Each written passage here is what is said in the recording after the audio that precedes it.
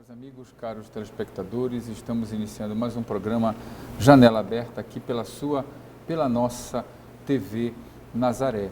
E estamos vivendo ainda em tempos de pandemia. Temos que nos adaptar em tantas coisas na pandemia, redes sociais, lives.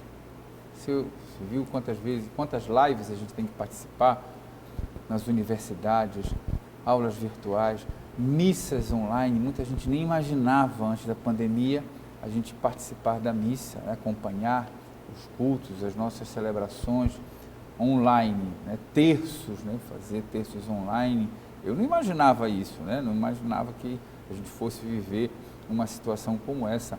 Quantas adaptações a gente precisou e está precisando fazer nesta pandemia. Então, o tema do nosso programa de hoje é novas adaptações na pandemia, adaptações da nossa vida que mexem com a nossa cabeça. A gente fica meio assim, né? A gente inclusive começa a falar de novo normal, né? Não sei nem se existe isso, mas enfim, novo normal. E nós convidamos o psicólogo Dr. Manuel de Cristo, que já esteve aqui conosco ano passado, mas ele estuda esse tema, escreveu um livro sobre isso, já escreveu outros livros, mas saiu um livro novinho agora.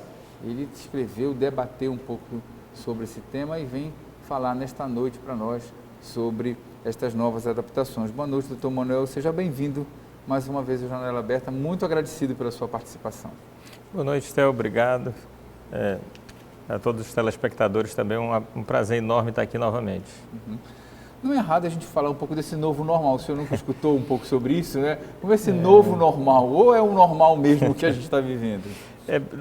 Eu pessoalmente acho meio perigoso esse novo normal, a gente pensar assim, porque também, como é que seria esse novo normal? Seria voltar a viver o que nós estávamos vivendo, quer dizer, nós estávamos vivendo também num mundo muito corrido, muito acelerado, né? Que alguns autores chamam de sociedade do cansaço, um autor especificamente sul-coreano, né? Porque é tanta exigência e tanto corre-corre, então esse novo normal é voltar para o que era? Talvez não, talvez a gente precise ter uma nova forma de viver, né? Nova sociabilidade, enfim. Muito bem. E essas mudanças da pandemia, como é que você vê, como é que ela tem interferido na nossa vida emocional, Manuel? Eu queria que você começasse a falar um pouco mais sobre isso, né? Eu falei um pouco sobre essas questões até da gente nas igrejas começar a ter que assistir às missas online, né? Fazer orações online, né? Muitos dos nossos telespectadores perguntam sobre isso, né? Puxa, eu nunca pensei que eu tivesse que me adaptar a um mundo virtual. A pandemia trouxe modificações profundas em todas as formas que a gente possa pensar de relacionamento, por exemplo, né? E em todas as esferas, na esfera acadêmica, na esfera religiosa, na esfera do trabalho, seja do ponto de vista sanitário, da saúde, dos cuidados que se tem que ter, seja da forma, por exemplo, de trabalhar, de rezar, de se relacionar. Na verdade, a pandemia, ela também acelerou algumas coisas que já existiam. Por exemplo, já existiam cursos em EAD, né? A maioria deles com aulas gravadas, e você ia lá, comprava uma determinada aula dessas e assistia, né? Uma missa ou outra havia uma transmissão, né? Enfim, já havia isso. Só que a pandemia acelerou. No momento que todo mundo teve que estar em casa, recolhido, ou pelo menos a maioria das pessoas teve que se recolher, isso gerou uma outra forma de relacionamento e gerou também alguns problemas, né? Desde relacionamento entre famílias, com amigos, com as pessoas do trabalho. Então, exigiu uma adaptação.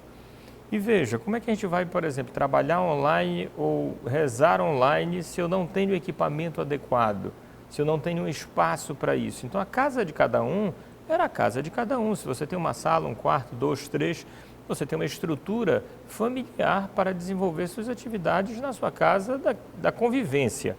Outra coisa é você ter que, por exemplo, ministrar uma aula, você tem que participar de uma teleconsulta com os médicos, você fazer uma sessão de psicoterapia. Como é que você vai falar da sua intimidade com uma pessoa passando aqui do lado, a outra ali, todo mundo escutando? Então isso gerou uma modificação profunda na forma de relacionamento. Por outro lado também, pessoas que passavam 6, 8, 10, 12 horas fora de casa passaram a ficar dentro de casa. Então nós temos um aumento do feminicídio, nesse período. Isso é verdade. Né? Nós temos os abusos sexuais contra criança e adolescente. Enfim, então isso agudizou alguns conflitos já existentes. Por outro lado, quando você está acostumado à presencialidade, por exemplo, agora nós estamos com o devido distanciamento, chegamos de máscara aqui, usamos o álcool gel, todos os cuidados para poder fazer essa entrevista, mas se nós tivéssemos que fazer online, né? Você talvez estivesse aqui ou na sua casa, eu também na minha, teríamos que ter uma estrutura adequada, porque o cachorro late, o gato mia, um carro passa na frente e buzina, a campainha toca. Como fazer isto? Então, houve uma quebra na territorialidade, na relação entre público e privado. O que era privado da relação doméstica, familiar, pessoal e o que é público? Então, as redes sociais também já haviam trazido isso. As pessoas já estavam fazendo do Facebook diários. Quer dizer, há 40 anos atrás, as pessoas faziam diário, especialmente adolescentes e especialmente as meninas, faziam diários com cadeado, com chavezinha, né? E diziam lá suas frases, meu querido diário, hoje aconteceu isso, aquilo, outro. Atualmente, as pessoas transformaram as redes sociais, seja o Facebook ou o Instagram, no seu próprio diário. É verdade. Né? Se vai comer, o que não come, se está em relacionamento com alguém, sem contar que as pessoas hoje deletam os outros da sua vida com muito mais facilidade. O cancelamento, né? Exatamente. Que é uma coisa que as pessoas têm um pavor, você é cancelado na rede social. Então isso também com muita fé, como isso foi agudizado, né, com a questão da pandemia.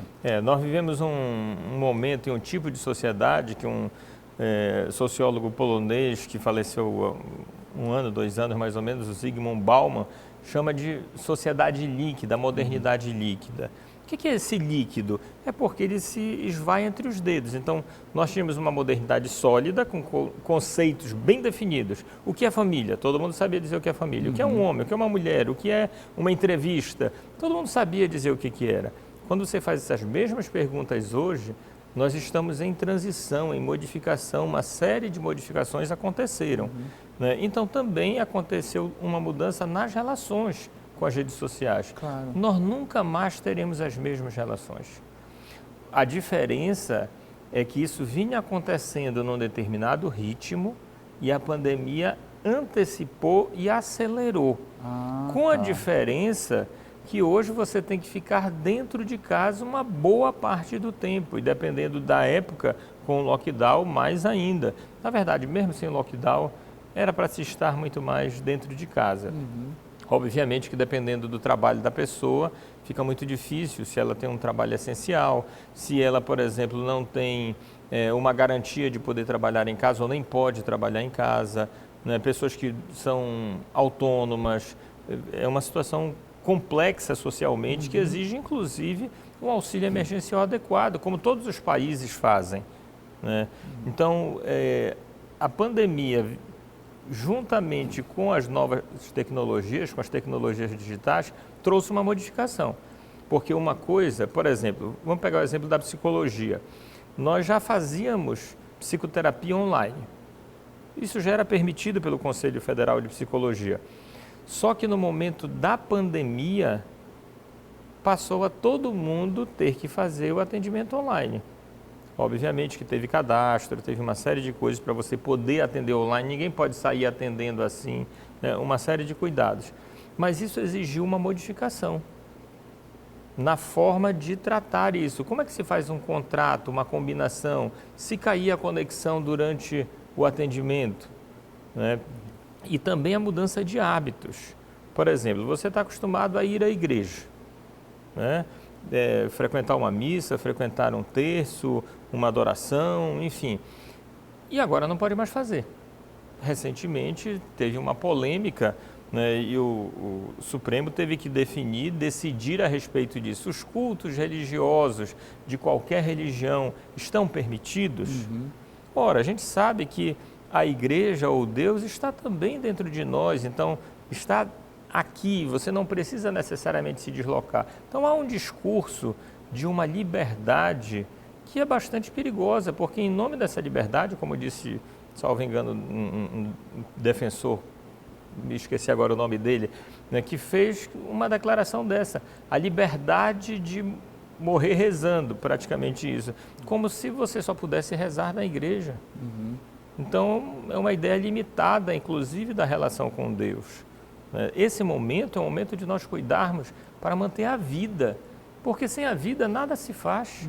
É o bem supremo em qualquer lugar, está garantido em todas as constituições, é algo garantido, seja do ponto de vista do Estado, seja do ponto de vista religioso, é o bem maior. O bem maior que é o bem da vida. Sem ele, nós não conseguimos nada. Então, é o momento de preservar e você criar, aí sim vem a adaptação. Como é que a gente pode fazer para acompanhar um evento religioso, para estar no evento religioso? Eu fico imaginando, teve as 3 horas da agonia, um evento importantíssimo, um dos únicos no mundo com tanto tempo aqui em Belém do Pará, transmitido e que sempre foi transmitido ao vivo. Né? E aí, não poder ir? Então, é uma quebra de hábito. E quando você está acostumado a fazer a coisa de uma determinada forma e tem que modificar, isso gera um desassossego, gera um incômodo. Então, vinculado à pandemia, nós temos outros elementos. Por exemplo, o medo. Medo de ser contaminado, o medo de morrer, o medo de transmitir para uma pessoa querida, porque você pode estar contaminado sem saber, você pode estar assintomático. Nós temos que ter cuidado com isso, mesmo com a vacina, felizmente, que já está em curso, ainda que a passos lentos, mas continua acontecendo. Mesmo com a vacina, nós precisaremos ter o cuidado, porque podemos pegar o vírus, podemos manifestar a doença de forma mais branda, mas podemos transmitir. Podemos transmitir. E um outro ponto que o Manuel está levantando aqui, que eu acho que é interessante talvez que essa pandemia nos trouxe, também com essa adaptação de rede social, é que são questões éticas, né? Que a gente não pensava muito, né? O que publicar, o que falar, né? Quer dizer, também isso nós começamos a pensar um pouquinho, né? Porque tem que ter também um cuidado com o outro também naquilo que se publica, naquilo que se fala sobre o outro. Então, também foi outro debate que apareceu em relação a isso, Manuel. O Humberto Eco dizia o seguinte, que as redes sociais permitiu espaço também para os idiotas se manifestarem, para falar qualquer coisa. Então, se antes eu falava no privado, podia falar para ti, pessoalmente, agora a internet deu voz para todo mundo. Todo mundo, é verdade. Então, nós temos alguns fenômenos muito perigosos. Então, ódios, rancores, preconceitos que já existiam. Então, as redes sociais permitiram a expressão disso. E aí nós temos um fenômeno em cadeia. Uma pessoa, sobretudo quando você tem uma liderança política, religiosa, do mundo artístico, que faz uma determinada manifestação ou que tem um determinado comportamento, ele funciona como modelo. Na psicologia nós sabemos disso. Então, desde de Freud, quando se analisava, né, Totem Tabu, fazia análise das massas, o comportamento da liderança é fundamental, é importante. Ele não está só por ele, independente de qual seja o tipo de liderança. Ele traz com ele uma série de adeptos. Então, no momento que eu tenho minhas convicções, meus valores, e encontro uma ressonância, um eco com alguém importante que eu me identifico, eu me sinto à vontade para dizer o que eu quero, para fazer o que eu quero, porque essa liderança é como se ela me desse uma guarita, um amparo, uma proteção, e eu me sinto legitimado. Então, isso é muito importante. Nós temos que ter consciência do lugar que nós ocupamos. Né? E as lideranças precisam ter essa atenção especial. Muito bem. Estou entrevistando aqui o Dr. Manuel de Cristo Alves Neto, é psicólogo. O telefone dele, eu vou colocar aqui para você o telefone, 991, sempre o DDD de Belém, 99612-1058, está aqui embaixo já, 99612-1058, aí para você poder dar uma ligada para ele. Também o WhatsApp, né, Manuel, esse telefone? Isso. Ele escreveu esse livro aqui, Psicologia do Cotidiano, que a gente também vai comentar um pouquinho, né? Então, é um livro mais recente dele Tem até um QR Codezinho atrás, eu não sei se conseguiriam colocar depois na tela, porque pode apontar e escutar um dos artigos. Olha, tá vendo? Daqui a pouco a gente vê no próximo bloco. Vamos falar um pouco como é que ele viu essas celebrações, por exemplo, da igreja, essas adaptações que a igreja fez. Tivemos a Páscoa toda transmitida, né, pelas redes sociais, foi o maior sucesso. O YouTube fez foi um maior sucesso também de transmissões, as igrejas agora todas têm canal, você sabe disso? Sim. Todo mundo tem um canal no YouTube. Inclusive tem os seguidores para poder aumentar. Tem os seguidores, então você tem que seguir lá a sua paróquia, meu amigo, tá bom? Então não é só, eu digo, tem que seguir a sua paróquia lá no canal do YouTube, mas a gente fala nisso no próximo bloco, tá bom? Não sai daí, TV Nazaré, Amazônia falando para a Amazônia.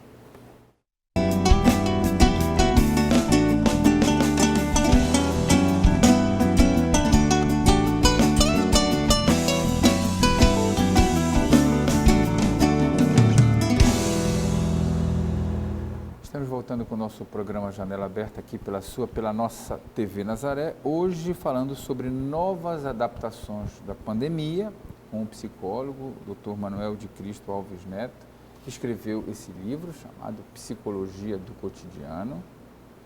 Vou mostrar para você. Aqui, deixa eu apresentar logo o livro para que você, olha lá, da editora Folheando, não é isso? Isso. Aqui, deixa eu ver se eu consigo mostrar rapidinho aqui atrás, tem acho que a câmera pode, se você conseguir aí no seu, se eu colocar o celularzinho, dá para pegar esse QR Code, meu amigo, você consegue escutar, né, Manuel, um artigo sobre rede social. Um artigo sobre rede social, exatamente esse artigo que eu queria que você corra lá, né, para você escutar. Antes da gente entrar diretamente no livro, eu queria que você falasse, Manuel, um pouco como foi importante esse trabalho espiritual que as igrejas fizeram, né? Falávamos antes de chamar o apoio cultural, quase todas as paróquias agora têm um canal no YouTube. Isso também foi importante para a igreja, né? Eu falo como diácono, assim, que também não se pensava muito antigamente, cada um de nós temos, como igreja, como paróquia, temos um canal no YouTube, pároco fazer uma pregação online e todo mundo acompanhando. Quer dizer, essa evangelização também, né? A potência também das redes sociais, acho que isso apareceu muito forte agora com a pandemia. Foi uma adaptação que foi preciso acontecer de acordo com as normas sanitárias, mas acho que foi um ponto positivo. Sem dúvida. Se a gente observar bem, isso de uma certa forma existia com os popstar, né? Então, alguns padres já tinham isso, como o padre Fábio de Mello, Marcelo Rossi, outros os primeiros, talvez, que se destacaram mais, né? Só que a pandemia trouxe uma exigência institucional.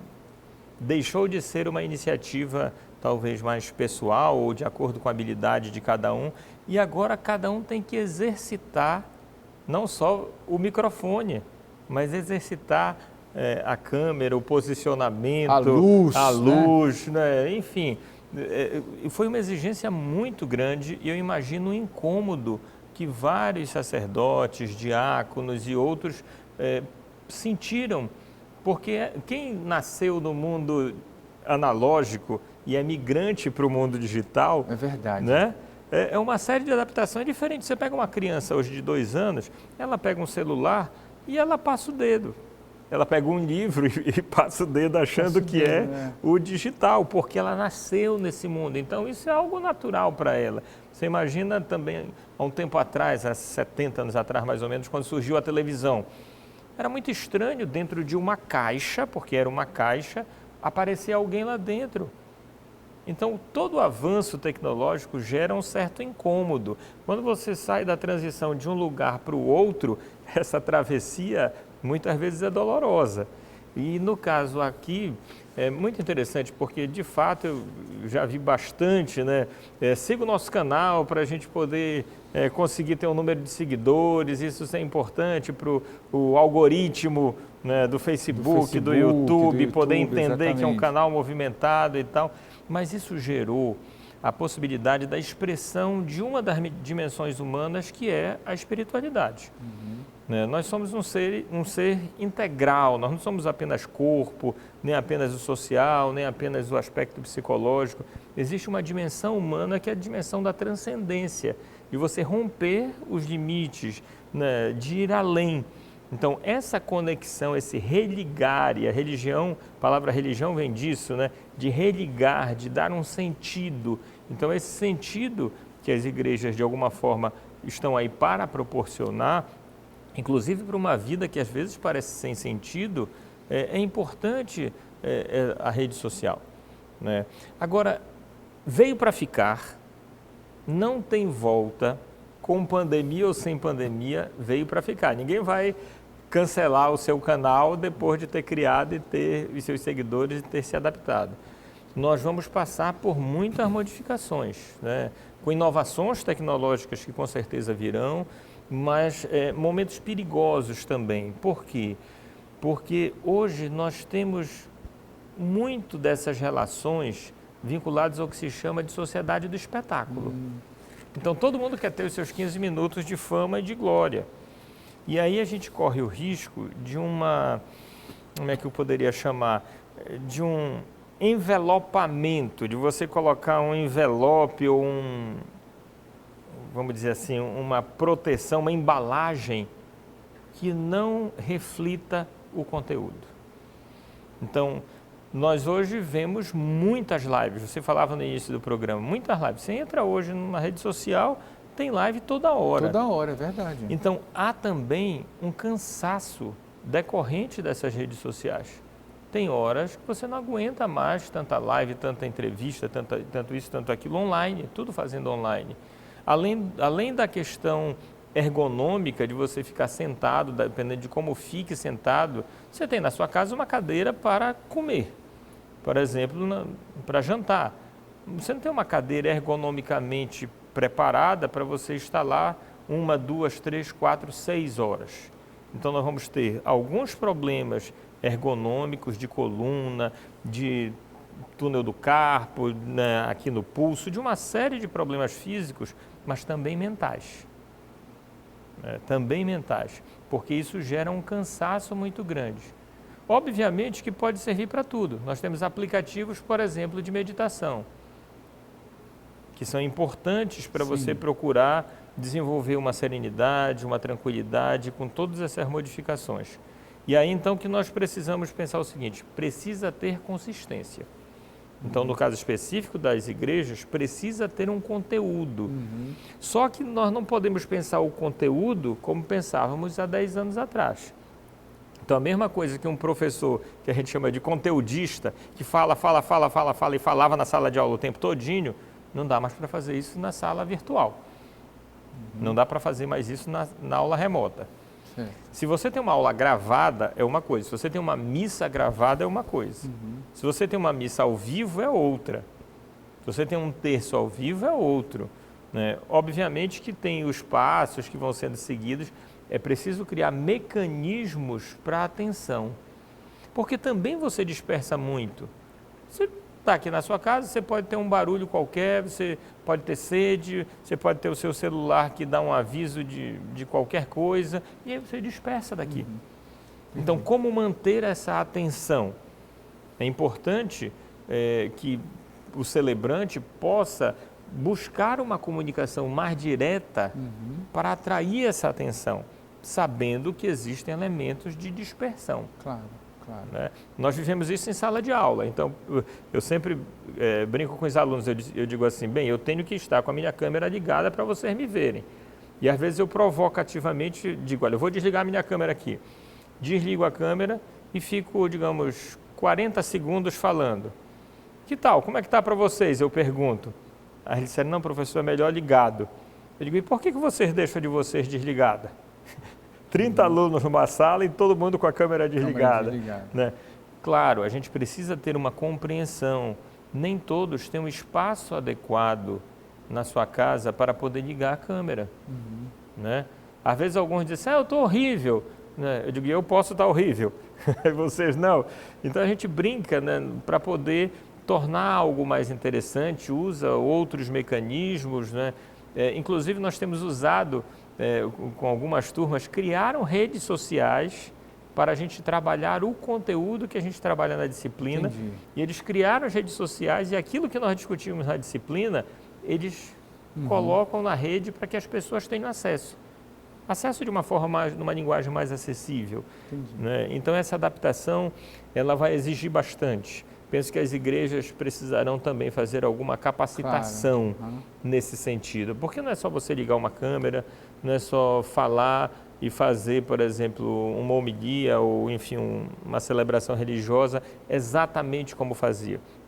Respeitado o ritual, né, os elementos componentes de uma determinada celebração, mas é preciso também desenvolver habilidades de como lidar com isso. Então, se você está aqui, olha para uma câmera e olha para outra, e você, qual é que está falando para qual é que olha, isso exige o desenvolvimento de uma habilidade, né, de uma técnica, enfim, e não pode ser só técnica. Certo. Não pode ser só técnica. Agora, mano, tem muitos pais também nos assistindo, devem estar pergunta para ele qual é o limite entre esse mundo virtual e o mundo real, porque também o virtual toca no real. Porque eu fico pensando nas mães que sempre digam assim, esse menino não sai desse celular, não sai desse WhatsApp, não vai mais querer falar com ninguém, vai querer dizer, como é que os pais podem lidar com os filhos e também as pessoas não ficarem agora, não quero mais falar com ninguém, quero me trancar no meu quarto e só ficar preso no Instagram. Como é que pode assim essas novas adaptações não virarem um vício, né? Que muita gente pergunta, estou viciado nas redes sociais. Como lidar com isso?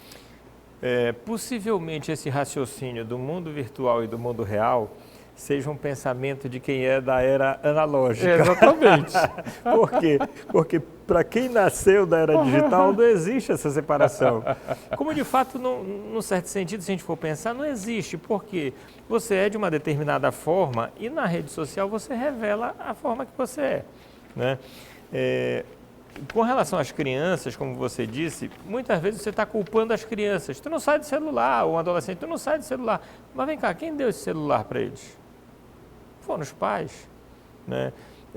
Com a pandemia isso ficou muito difícil. Deixando de ter aula presencial, como você lida com as crianças dentro de casa? Né? Então, se os pais estão trabalhando, como é que eles vão fazer para, trabalhando de forma remota, acompanhar essa criança? Então, veja a modificação e adaptação que teve que ser feito. Você não pode achar, você é chefe, você é supervisor, você é coordenador de alguém, você não pode achar que a pessoa estando na sua casa vai trabalhar exatamente da mesma forma. Claro. Né? Isso não quer dizer também, porque algumas pessoas fazem isso, eu estou no remoto, na verdade a pessoa se sente de férias.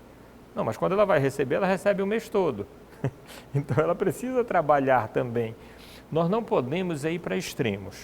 Por exemplo, tem pessoas falando de alta produtividade, de alta performance na pandemia.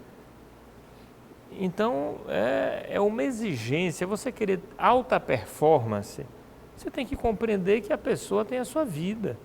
Né? Obviamente que ela tem um horário do trabalho, ela precisa se organizar para esse horário do trabalho. Né? Da mesma forma que num evento religioso, se alguém vai celebrar uma missa, vai celebrar enfim, fazer alguma celebração, ele precisa se preparar para isso. Ele precisa preparar desde o ambiente físico a se preparar emocionalmente também para estar lá. E diminuir, na medida do possível, os eventos externos que possam ser de distração. Então precisa ter um preparo. Você não vai fazer uma celebração ou não vai dar uma aula de pijama. Você não pode passar o dia inteiro de pijama, você tem que estar preparado para aquele evento. Claro, você talvez não vai colocar um sapato e ficar dentro da sua casa com o pé fechado aquele tempo todinho. O pé não vai aparecer. Então você pode estar lá, sei lá, até descalço, se sentir mais à vontade. Mas você precisa estar preparado para isso. Então, assim como a gente vem para cá, coloca um blazer, né, se prepara para poder estar adequadamente no vídeo, você tem que estar preparado também dessa forma. Você tem que ter a concentração para o que vai fazer. Então, é importante. Muito bem. Estou entrevistando o Dr. Manuel de Cristo Alves Neto, o telefone dele aqui, olha, vou colocar mais uma vez, é o 99612-1058, 99612-1058. Ele escreveu esse livro Psicologia do Cotidiano, que trata muito desses temas que a gente está falando aqui no programa, tá bom? No próximo bloco a gente vai saber como é que surgiu, como é que a gente vai saber, como é que a gente vai falar sobre mais, deixa eu colocar de novo aqui, isso, perdão, Psicologia do Cotidiano. Isso, deixa eu mostrar o QR Code. Esse QR Code aqui é um presentinho para você. Se chegar mais um pouquinho perto, isso.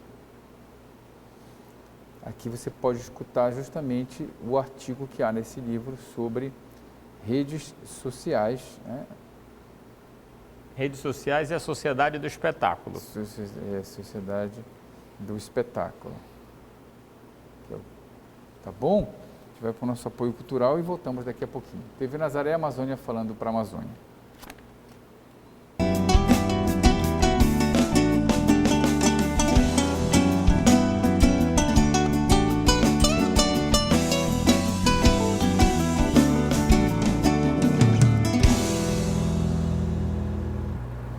Estamos voltando com o nosso programa Janela Aberta aqui pela nossa TV Nazaré, hoje falando sobre as novas adaptações na pandemia, como essas adaptações interferiram na nossa vida, tanto mental quanto espiritual, como nós tivemos que nos adaptar, né? E o Manuel de Cristo, que é psicólogo, está aqui conosco conversando com a gente, inclusive até adaptações nas redes sociais. Antigamente a gente abria o Facebook para ver a fofoca, né?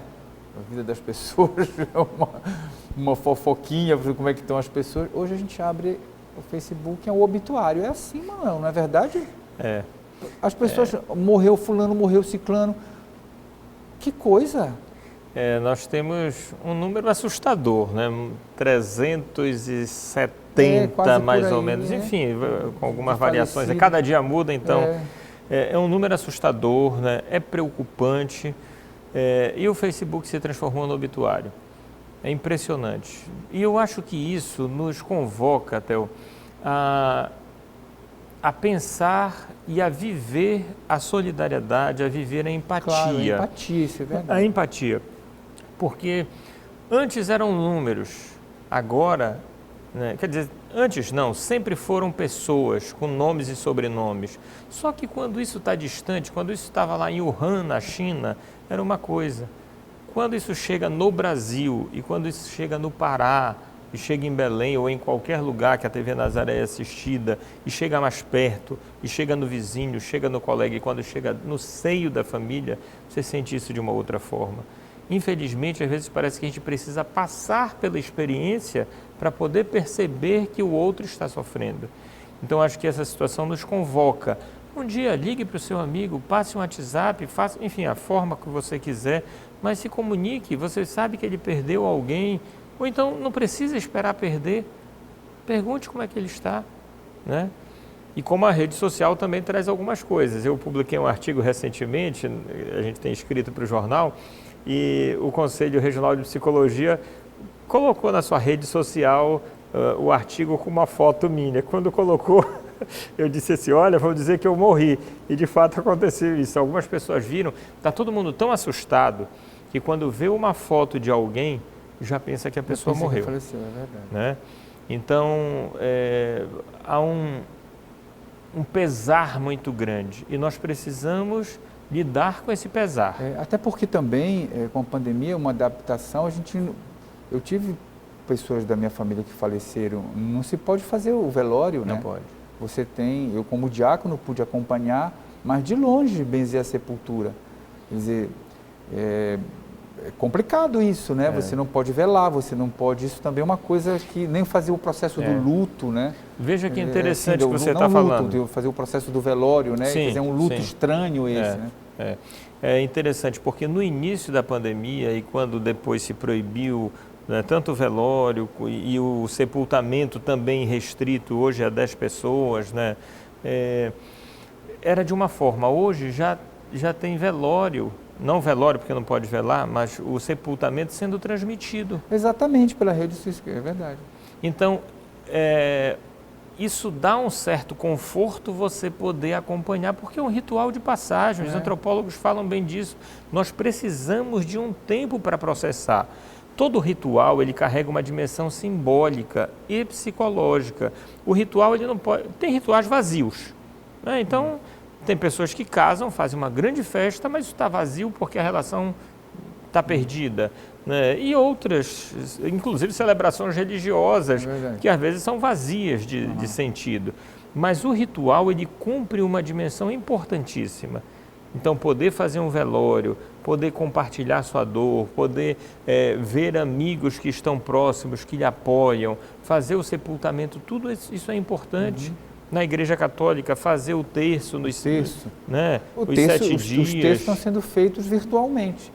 As famílias, os amigos se reúnem naquela hora, abrem o Google Meet e as pessoas acompanham o texto virtualmente. Olha, uma adaptação que não havia. Isso, inclusive do ponto de vista psicológico, nós orientamos as pessoas, dependendo da convicção, da crença religiosa ou da não crença religiosa, é preciso criar algum tipo de ritual adequado à experiência da pessoa, à experiência familiar, para que ela possa fazer esse processo de despedida. Porque sem a despedida fica um vazio. Fica um vazio terrível. Fica uma angústia. Você imagina, em condições normais, quando uma pessoa morre, é comum um familiar sentir culpa. Eu poderia ter feito isso, eu poderia ter feito aquilo, por que eu não fiz isso, por que eu não fiz aquilo? Você imagina na pandemia que uma pessoa é internada e muitas vezes ela é internada e a partir dali acaba o contato pessoal com a família. A angústia, se essa pessoa está consciente dessa pessoa que está internada, e a angústia do familiar. Então, muitos não tiveram tempo de se despedir. Veja como é interessante hoje, em alguns hospitais, a própria equipe de saúde já possibilita, quando a pessoa está podendo falar, está em condição, de fazer uma filmagem para os familiares. Uma videochamada, né? Uma videochamada. Isso dá um conforto, ao mesmo tempo que dá uma tristeza, dá uma angústia, tanto para o familiar quanto para a pessoa, mas isso possibilita esse contato. Isso pode ser animador. Animador sabendo que tem pessoas que a amam, que estão ali torcendo por ela, que estão rezando por ela, né? Tem uma força incrível, né? Inclusive cientificamente provado do poder da oração. É verdade. Né? Então, é fundamental a humanização dos atendimentos e também nós pensarmos na humanização da equipe de saúde. Claro.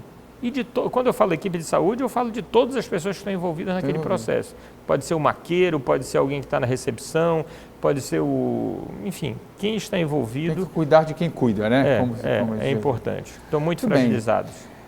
O Manuel escreveu esse livro aqui, que eu já mostrei nos blocos anteriores, Psicologia do Cotidiano, da editora Folheando. Você pode ver pelo www.editorafolheando.com.br.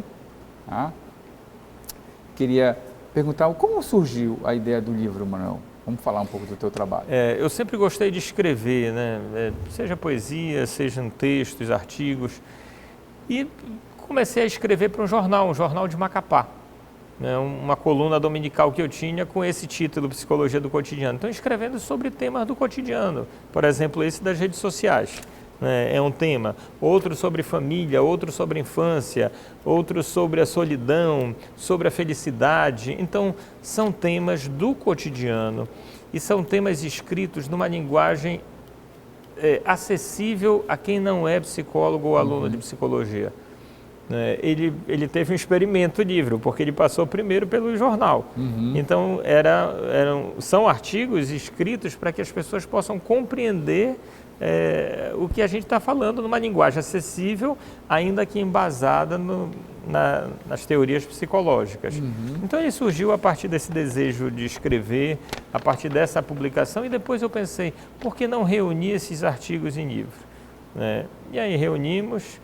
Estamos aqui com outros 2 em projeto aí para, quem sabe, ainda esse ano publicar pelo menos Já Com certeza vai ter pandemia no meio, não vai? tem um exclusivo da pandemia. Olha só. Tanto com artigos quanto com poesias da pandemia, né, em momentos distintos. É muito interessante a gente ver como é esse processo. Para quem sobreviveu e está sobrevivendo, porque eu fico pensando, ano passado, tinham pessoas que não imaginavam que quando a pandemia começou a melhorar, nunca imaginaram que poderiam morrer. No ano seguinte, que é o ano que nós estamos. Nós estamos aqui, a gente pode pensar, será que eu vou estar vivo amanhã? Isso sempre foi uma realidade, porque estamos vivos. Como diz o ditado, para morrer basta estar vivo.